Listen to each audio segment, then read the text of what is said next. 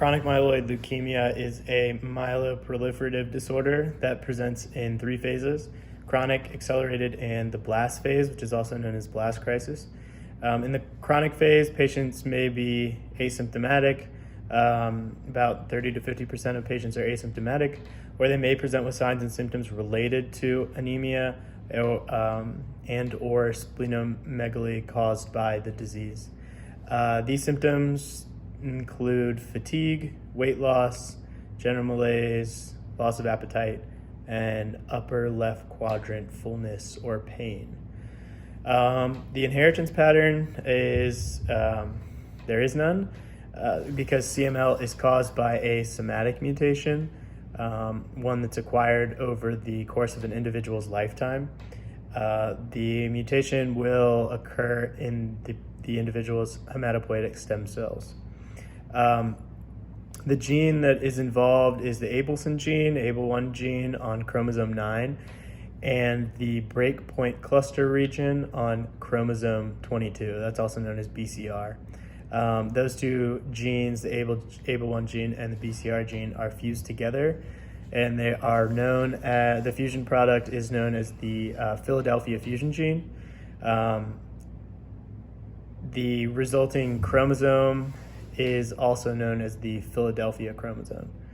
The type of mutation, as I alluded to before, is a translocation, a balanced chromosomal rearrangement, or reciprocal chromosomal translocation.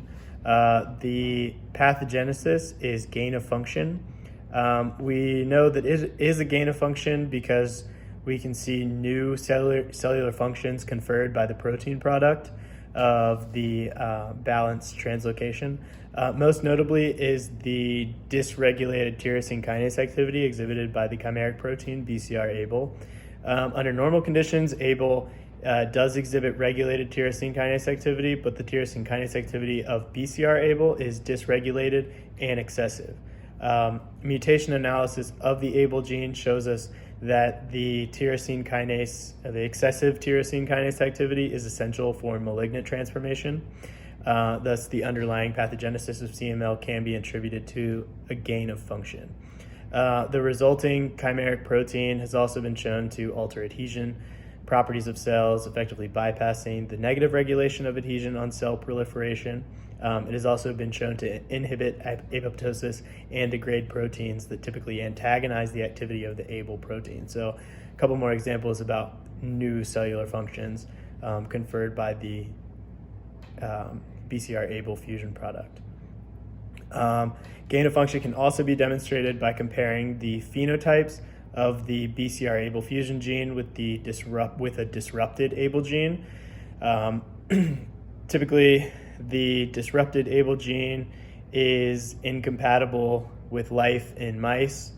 And I guess if you're looking at a mouse that's homozygous for a deletion of the carboxy terminal portion of the ABL gene, they show increased perinatal mortality and abnormal development.